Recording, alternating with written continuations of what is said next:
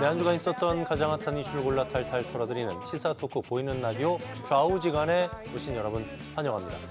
진보 보수를 대표하는 여야 정치 고수들의 썰전쟁 좌우지간. 오늘 함께하실 분들 소개해드리죠. 강원 중원의 젊은 피 윤민섭 의원, 강대규 변호사와 함께합니다. 어서 오십시오. 반갑습니다. 안녕하십니까. 국회 국정감사는 11월 6일까지로 예정이 돼 있지만 대부분 상임위가 이제 30일까지 종합감사를 마무리하기 때문에 사실상 이제 오늘부로 국감이 좀 마무리됐다 이렇게 봐야 될 것 같고요. 그래서 오늘 좌우지간에서는 국감 총정리, 강원 국감 주요 쟁점은 이란 주제로 이번 국감을 한번 총정리를 해보고 또 지난주에 있었죠. 강원도에 대한 현지 국정감사에 대해서도 어떤 내용들이 이슈가 됐는지 좀 짚어보도록 하겠습니다. 이재명 정부 첫 국감이었죠. 정권 교체 후에 여야가 공수를 바꿔서 진행한 첫 국감이기도 했는데 먼저 두 분은 이번 국감 윤 의원님부터 100점 만점에 몇 점 주고 싶으세요? 저는 매우 낮은데요. 예. 30점에서 35점 정도 사이다. 아우, 예, 낮은 점수 주셨어요. 왜냐하면은 우리도 하이 이제 정치 지형이 양쪽에 한 30에서 35%의 콘크리트 지지층이라는 데가 있어요. 예. 근데 그들만 좋아하는 그런 국감이 아니었나 좀 이렇게 생각해서 점수가 좀 야박하게 나간 부분들이 있고요. 학점으로 따지면 F 학점인데 이건 예. 제가 준 게 아니라 예. 국회에 이제 모니터단이 있어요. 모니터단이 이제 들어가셔서 작년 같은 경우에도 한 D 학점 정도는 낙제는 안 주셨더라고요. 예. 근데 올해 같은 경우는 이 모니터단에서도 F 학점으로 역대급으로 좀 낮게 주어서 이번 예. 국감이 참 너무 정쟁만 남았다 이렇게 좀 보고 있습니다. 네. 네네. 변호사님은 몇 점 주시겠어요? 100점 만점입니다. 네, 40점을 주겠습니다. 저보다 예. 많이 주셨네. 네, 뭐 40점 언더인데 40점이라는 의미는 곧 낙제 점수라는 거죠. 낙제라는 거는 무효야, 다시 해와 라는 그러한 시험 봤을 때 점수인데 제가 국정감사라는 거를 2009년부터 굉장히 관심 있게 지켜봤습니다. 그때는 국회 홈페이지에 들어가서 인터넷 중계 시스템을 들어가야지만 볼 수 있었는데 지금은 모바일 시대이기 때문에 제가 마음만 먹으면 어디 상임위 누가 무슨 발언했는지 다 찾아볼 수가 있어요. 그런데 눈을 씻고 찾아봐도 정책 국감이나 또 혹은 대한민국의 시대 정신을 담거나 이러한 질의를 하는 의원은 찾기 힘들었다. 그렇기 때문에 낙제 점수 40점을 주겠습니다. 예. 뭐 50점 밑으로는 35점이나 뭐 40점이나 거기죠 뭐. 다 F이기 때문에. 어쨌든 F 낙제. 그러니까요. 네. 이번 국감을 한마디로 이거다 한 줄 평으로 좀 정리를 해주시면 좋을 것 같고요. 두 분이 선정한 국감 베스트 의원, 국감 네. 워스트 의원 한번 선정을 해보죠. 강 변호사님부터요. 네, 국감이라는 거는 국정감사인데 예. 한 줄 평은 국정도 없고 감사도 없었다라고 평을 하겠습니다. 일단은 베스트 의원은 안미현 검사를 뽑겠습니다. 예. 우리 강원도의 뼈아픈 사건이 강원랜드 채용비리 사건이 있습니다. 예. 사실 폐강지역 특별법에 의하면 강원랜드 주변의 인근 청년들을 채용했음에야 됨에도 불구하고 문재인 정부가 적폐청산이라고 규정을 하면서 채용비리 수사가 대대적으로 있었는데 그때 수사를 한 사람이 이 안미현 검사입니다. 그리고 그때 수사단장이 양부남 지금 더불어민주당 의원이에요. 그때 변호사가 저였고요. 사실 제가 굉장히 대척점에 있던 현직 검사에 대해서 그래도 베스트로 뽑은 이유는 이분이 국회에 나와서 했던 말 중에 검찰 개혁의 어떠한 취지나 동기는 좀 이해를 할 수는 있겠다. 그런데 만약에 보안 수사권을 완전히 박탈을 해서 그래서 입법적인 부작용이 발생하면 이 제도의 부작용이 발생하면 그거는 입법권자들이 책임져야 된다. 그러니까 국회의원들이 책임져야 된다라는 말을 국회의원 면전에서 했어요. 그러니까 또 서영교 의원이 왜 이렇게 건방져요? 막 이렇게 소리지고 막 그랬거든요. 국회의원들이 입법에 대해서 책임지는 사람이 아무도 없습니다. 그런데 그러한 발언을 국회의원 면전에서 했다는 점에서 안미영 검사를 베스트로 뽑고요. 워스트는 뭐 대한민국 국민들이 다 알고 계실 최민희 과방위원장. 저랑 똑같네요. 예, 네, 이건 과방위원장을 압도적이에요. 뽑겠는데 지금 뭐 국정감사 블랙홀 또 에이펙 블랙홀 모든 것이 최민희로 끌려 들어가고 있습니다. 국정감사 기간 중에 상임위원장이 본인의 딸 결혼식을 열었다는 것은 그러면서 화한 연락하고 축의금 연락했다는 것은 수금, 불법 수금, 장사 뭐 이런 표현으로밖에 제가 할 수가 없습니다. 그렇기 때문에 최민희 과방위원장의 또 핑계대는 것도 내가 딸의 결혼식 날짜를 나는 유튜브를 보고 알았다라고 그렇게 핑계댔는데 오늘 밝혀진 기사에 의하면 9월 초에 어디 방송에 나가서 저희 딸이 곧 결혼해요라고 얘기를 했더라고요. 정말 양파 껍질이에요. 예 거짓말로 까만 계속 가스로 해명하고 나와요. 있습니다. 네. 네. 예. 말씀하십시오. 예, 저는 한 줄 평은 쇼츠 찍고 끝난 국감. 아, 예, 으로 갔습니다. 네. 그리고 베스트 인물 같은 경우는 제가 3주 연속 내내 지금 말씀드리고 있는데 문지석 검사 얘기를 했거든요. 예. 첫 주 때는 굉장히 좋았는데 그러면 이제 그 다음 주에 뭐 이렇게 좀 좋은 인물들이 좀 나오셔야 되는데 없어요. 그래서 그러니까 찾지를 못하고 계속 문지석 검사 얘기를 드리는데 어쨌든 문지석 검사가 이제 쿠팡에 그 수사를 할 때 윗선의 외압 이걸 이제 눈물을 흘리면서 이렇게 폭로를 해서 결과적으로 지금 어느 정도 성과가 좀 나오고 있는 부분들이 있습니다. 쿠팡에 대해서 상설 특검을 지금 진행하겠다고 좀 결정했는데요. 어쨌든 국회에서 결정하지 않고 법무부 장관이 상설 특검을 한 첫 사례가 좀 되는 것 같아요. 그래서 이 쿠팡을 중심으로 한 그리고 뭐 경찰이나 검찰 이런 범죄 카르텔이죠. 사실 이 카르텔에 대한 정말 심도 깊은 수사와 정말 엄중한 처벌 이런 부분들이 꼭 있어야 된다고 생각이 들고요. 저 워스트는 이제 강 변호사하고 똑같이 압도적이에요. 이분은 진짜 무슨 아까 양파인 얘기도 했는데 변명을 하면 까면 깔수록 문제가 되는 부분들이 있어요. 그래가지고 왜냐면은 뭐 아까 뭐 양자역학부터 MBC 뭐 양자역학 나왔죠. MBC 뭐 국장 퇴출하는 나가라 뭐 이런 것부터 시작했는데 저는 이제 이 딸의 SNS에 또 이런 의혹이 있었는데 8월 달에 내가 결혼했다. 이런 작년 거를 8월에. 작년 8월에 이게 올려놨던 거예요. 그러면은 아니 이게 결혼했는데 엄마 축의금 때문에 결혼식 한 번 더 하는 거 아니냐. 좀 이런 의혹까지도 불러있는 게 있고요. 저는 가장 안 좋은 게 얼마 전에 최민희 의원께서 SNS에 다시 노무현 정신으로 무장할 때다. 이런 글을 올려요. 이게 뭐냐면은 진영 갈등을 조장을 해서 자기 방어를 하려고 했던 부분들이에요. 저는 이게 가장 나쁘다고 생각하거든요. 그랬더니 그 노무현 사위 이제 곽상원 의원께서 엿장수 마음대로 하는 게 노무현 정신이 아니다. 이런 글을 올리니까 또 그 글을 내려요. 아 진짜 국회의원에 대한 품격이나 이런 걸 전혀 찾아볼 수도 없고 이런 진영 갈등을 조장하는 이런 행태들이 굉장히 나쁘다고 생각하고요. 그래서 지금 과방위 국감이 진행이 안 되고 있습니다. 여기도 굉장히 중요한 상임이기도 한데 지금 최민희 의혹 때문에 계속 그냥 전쟁터예요. 이렇게 된 책임이 최민희 의원에게 있다. 이렇게 좀 보고 있습니다. 네. 두 분이 한마디씩 그 찝어주신 부분들 아마 국민들이 많이 공감하실 것 같아요. 네, 맞아요. 최악의 국감 중에서도 의원님은 이제 쇼치용 국감.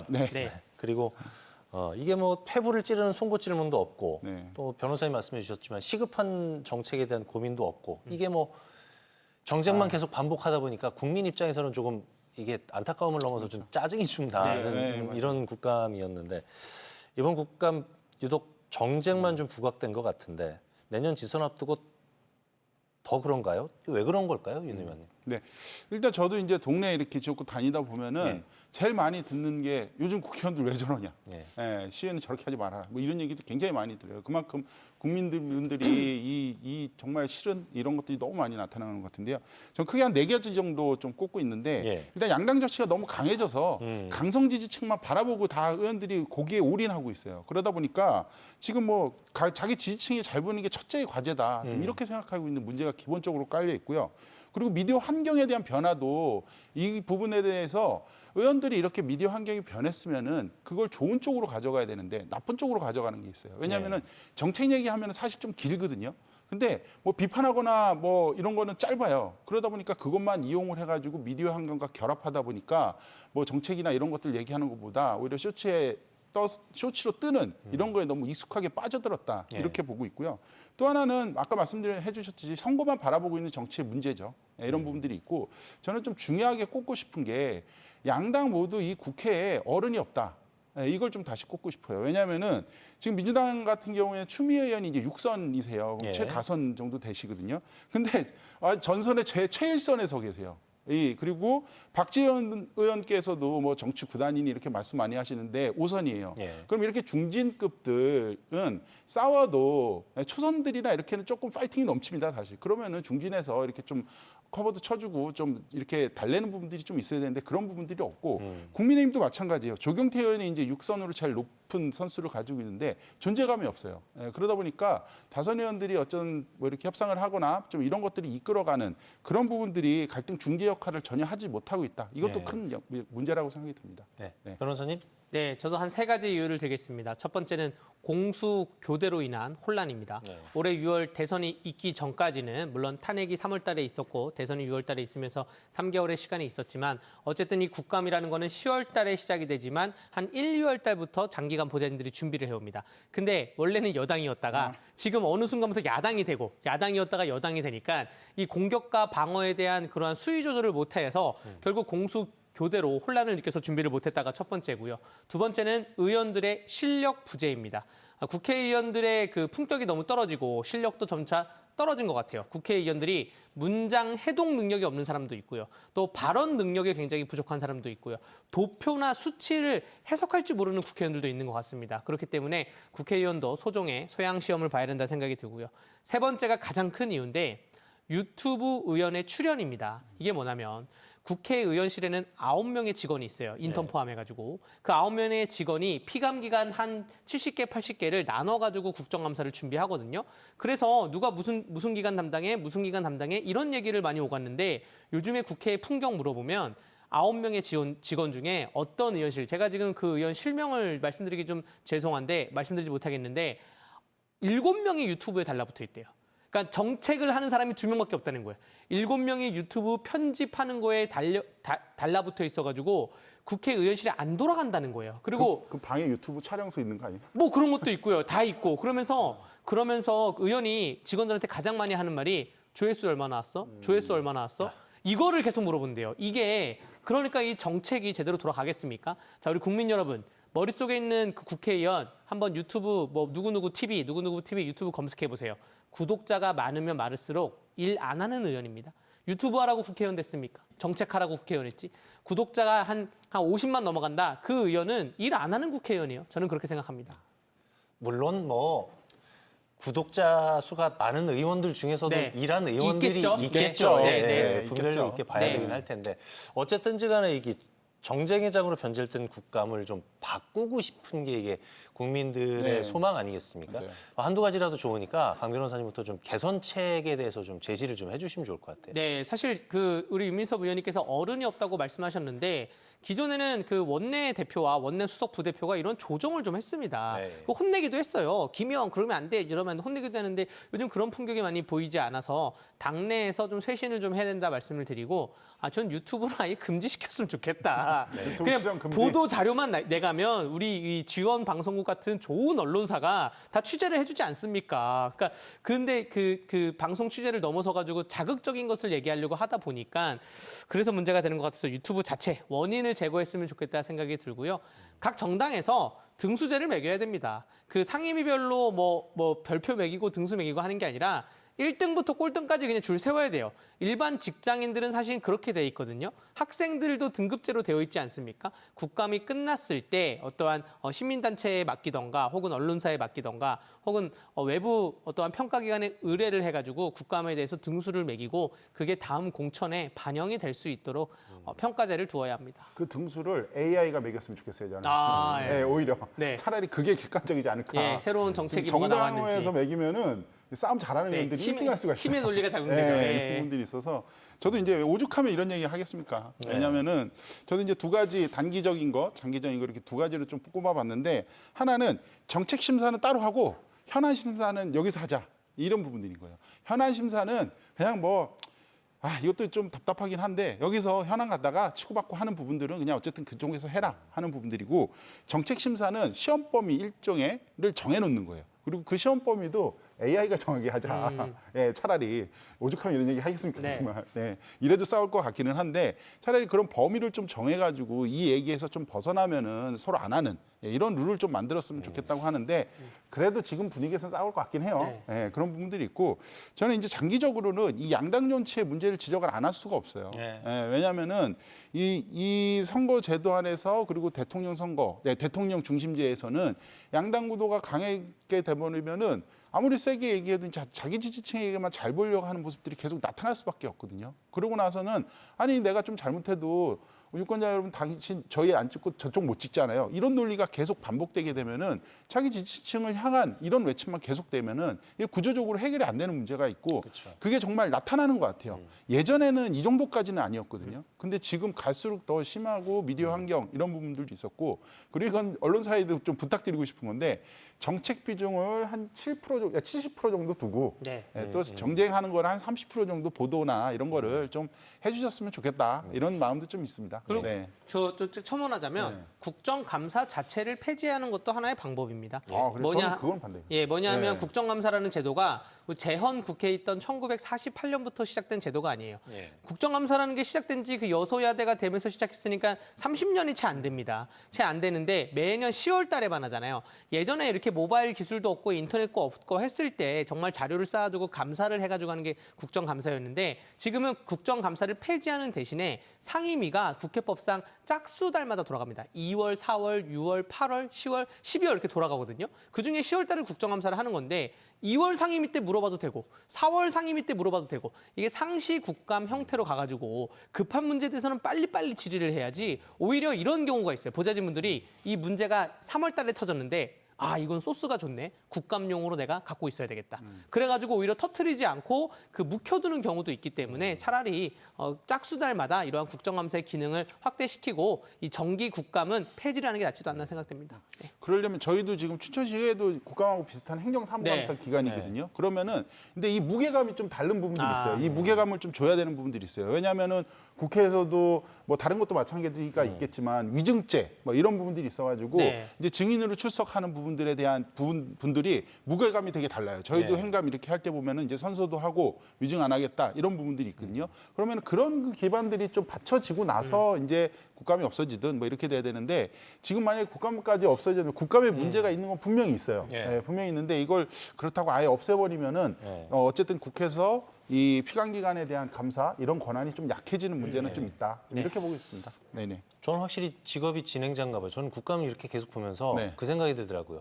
증인들 이렇게 출석을 하면 네. 국회의원들이 물어보면 네. 답변할 수 있는 시간을 최소한으로 좀 보장을 해주는 건 어떨까? 그렇죠. 그러니까 이게 그런 학원을 다니나 봐요. 의원들이 질문을 해놓고 네. 답변들을 시간을 안 주고 계속 퍼부어요. 네. 시간 딱 보고 한 30초 남겨놓고 그러니까 뭐 네, 그 줘요. 한마디 네. 잠깐 주거나 네. 말거나 그러니까 자기 얘기만 하고 그냥 끝내는데 출석한 사람들에게도 좀 답변의 기회를 뭐 30초든 1분이든 주는 게 어떨까? 민주주의 발전을 위해서. 심지어 법사위 지금 국감 증인은 143명이거든요. 네. 국회에 나와서 질문 하나도 안 받고 돌아가는 사람도 있어요. 하루 종일 앉아 있다가 문제가 심각합니다. 네. 그리고 좀 약간 반대 경향의 증인들도 있어요. 왜냐면은 답변을 길게 해요. 아. 뭐 A부터, A부터 네. 그냥 뭐 하세요 네. 그러면은 예 아니요로 답하면 끝날 문제인데 이건 이렇고 이건 딴소리 하고 어디서부터 시작하고 있구나. 어디서 보는 시간 다 잡아먹는 거예요. 네. 그 의원들 입장에서도 내가 발언할 수 있는 시간 10분밖에 없거든요. 네. 근데 증인들이 답하는 게 한 8분 돼요. 막 하면은 예 그런 증인들도 있어서 그런 증인들은 뭐 의원들이 커트를 해야 되는 부분들도 좀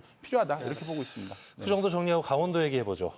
지난주였습니다. 강원도청에서 2년 만에 실시된 강원도 현지 국정감사에서 명태균 씨, 네. 정치 브로커, 명태균 씨의 공천 개입, 또 도정 개입 의혹, 김진태 지사와 명 씨의 관계에 대한 질의가 눈에 띄었어요. 윤 의원님 어떻게 보셨어요? 예, 일단 23일 날 서울시 국감에 명태균 씨 출석했고 강원도에서 24일 날 좀 대두됐고 28일 또 경남 국감에 또 가셨어요 출석을. 그래가지고 거의 명태균 씨가 이 국감에 좀 예. 굉장히 주목받는 인물이 됐는데 어쨌든 강원도에서는 민주당 의원들의 공격 포인트가 조금 약하지 않았나 이런 좀 아쉬움이 있습니다. 왜냐하면은 예를 들면 이제 언론 보도에 예전에 나온 것만 해도 김진태 지사와 명태균 씨가 이제 주고받은 메시지가 굉장히 구체적이에요. 예를 들면 김진태 지사가 예전에 이제 공천 시기 때 뭐 저는 이 상황에서도 명 대표님을 믿고 어젯밤 밤을 잘 잤다. 그리고 뭐 지금은 정선을 출발했다. 그리고 뭐 부디 고난을 이겨내길 믿는다. 뭐 황상무 씨 공천됐다. 이런 것들이 나온 게 있거든요. 보도만 찾아봐도 나오는 부분들이 있어요. 그러니까 이런 부분들에 대한 조금 구체적인 질문이나 이런 것 좀 했으면 했는데 그런 부분들은 안 나오고 결정적으로 뭐 이렇게 질문을 했으면은 뭐 공천 개입했냐, 뭐 그리고 레고랜드의 뭐 금융 사태에 조언을 했냐 이런 질문들을 많이 하셨는데 뭔가 이렇게 구체적인 증거나 뭐 녹취록 이런 것들이 좀 없어가지고 스모킹 같은 게 좀 없었다. 예, 이런 아쉬움이 좀 있고요.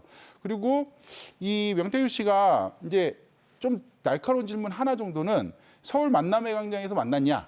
이렇게 좀 구체적으로 들어간 부분들이 있어요. 예. 이런 거에 대해서는 또 김진태 지사께서 그건 지금 수사 중이라 답변을 못 하겠습니다. 언제랑 똑같죠. 그러니까 오세훈 시장 답변하고 똑같은 거예요. 그러니까 두 분이 명태균 씨 앞에만 쓰면은 작아지는 모습을 봤고 이 검사 이제 검찰에서 조사하는 부분들 이것 때문에 답변을 너무 안 했다. 이런 부분들이 좀 너무 아쉬웠습니다. 그렇군요. 네네. 황 변호사님. 네, 국정감사법 제8조에 대해 설명을 드리겠습니다. 우리 TV를 보고 계시는 분들이 인터넷 검색하면 나오실 텐데요.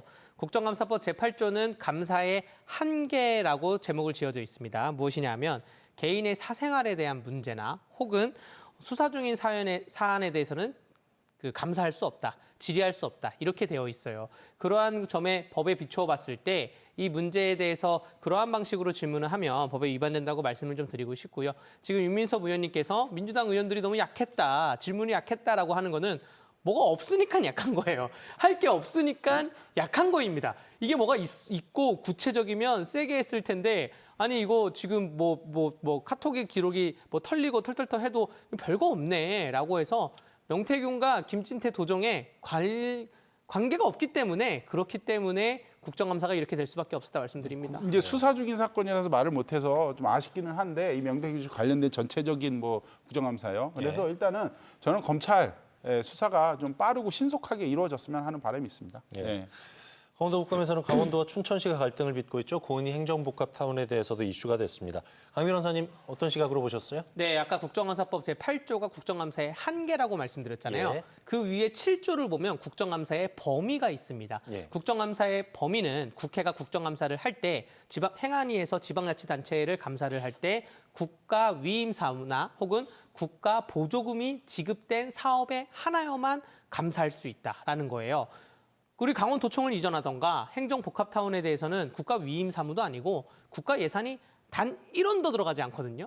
돈이라도 좀 주고 내가 돈을 줬는데 이걸 왜 이렇게 하냐라고 질문이 들어왔으면 모르겠는데 그런 점에 비춰봤을 때 행정복합타운도 국정감사의 대상이 아니다. 저는 그래서 김진태 도지사께서 국정감사의 대상이 아닙니다라고 이렇게 답변할 줄 알았어요. 지금 김태흠 충남도지사는 일부 질문에 대해서 이렇게 답변을 하고 있고 싸우던데요. 네, 거의 뭐 홍준표가 그거죠. 국회의원이 질의를 하는 게 광고비 낸 거를 다 갖고 와라고 하니까 아니 광고비를 국비로 줬냐 지방비로 줬는데 왜 다 갖고 오라 그러냐 뭐 이렇게 그래서 좀 싸웠거든요. 적당히 얘기하세요. 이게 무슨 안 또 됩니다. 뭐 또 이러더라고요. 홍준표 네. 전 경남도지사도 진주 의료원 사태에 대해서 네. 국정감사 대상이 아닙니다 그랬는데 근데 김진태 지사는 이렇게 딱 칼같이 잘라가지고 국정감사 대상이 아닙니다라고 하는 것보다 뭔가 좀 설명하려는 그런 의지를 보였기 때문에 그런 모습은 나쁘지 않았다라고 평가를 합니다. 네. 그렇군요. 저 이제 김진태 지사 답변에서 하나 이제 포인트가 있는데 경북, 충남, 뭐 전남 등은 도청 옮길 때 뭐 4만 세대 뭐 이렇게까지도 지었는데 왜 네. 요거 4천 세대 짓는데 이것도 안 되냐 이런 얘기를 하셨는데 네. 저 이제 경북도청, 충남, 전남 여기는 다 뭐 대구에서 안동으로 가든 이게 지자체를 뛰어넘는 이전이었어요. 그리고 경북도청 같은 경우에는 그 산하 기관이 굉장히 많지 않습니까? 예. 도에 그 산하 기관까지 통으로 간 거예요. 그러니까 이제 그렇게 주택이 좀 많이 필요했고 이런 부분들이 있었고 그럼에도 불구하고 아직까지도 70%가 빈 땅이고 뭐 한 2만 2천 명, 10만 명 만든다고 했는데 아직도 2만에서 3만 왔다 갔다 하는 부분들이 있어요. 예. 이런 부분들인데 이걸 예로 들어가지고 굉장히 좀 실망스럽고 왜냐면은 김진태 지사께서 경북이나 전남을 견학도 다녀오셨어요. 견학 다녀오셨는데 이거 그리고 전남도청 같은 경우는 이게 20년 전 얘기거든요. 그래가지고 거기도 이제 광주에서 목포 쪽으로 이제 옮겨갔는데 그 이제 목포 구도심 되는 문제들 이런 것들 좀 있었거든요. 근데 가서 견학까지 가셨는데 이걸 예로 드는 걸 보고서 그냥 견학 가셔서도 그냥 보고 싶은 것만 보고 오시지 않았나 네. 좀 이런 부분들이 있었고요.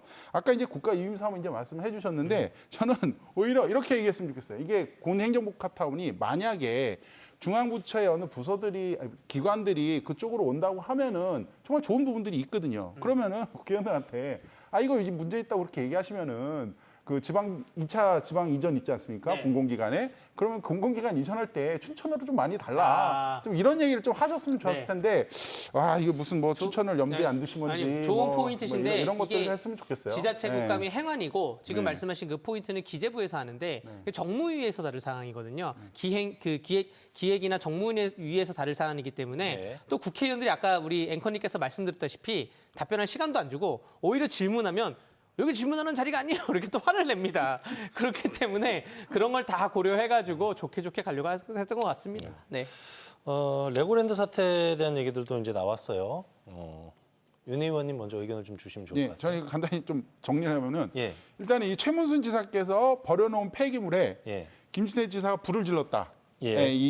그 2002년 레고랜드 폐기물을 사태는요. 태우려고. 태우려고. 폐기물을 아니요, 근데 이게 없애버리려고. 아니야. 아니에요? 저는 네. 이게 이 폐기물이 잘 안 탈 줄 알았어요. 네. 안 탈 줄 알았는데 그 옆에서 이제 불장난을 하신 거예요. 불장난 하는데 불똥이 얼굴 붙었는데 이게 산불이 나버리네.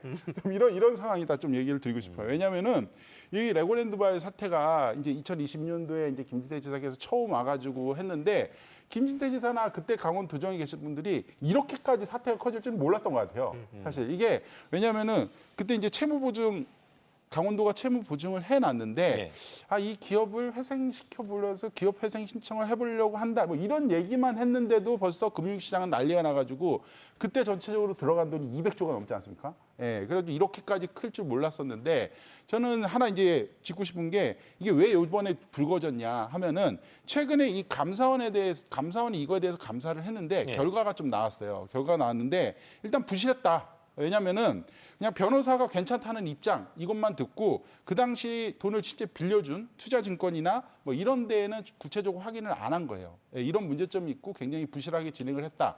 그런데 책임지는 사람은 아무도 없다.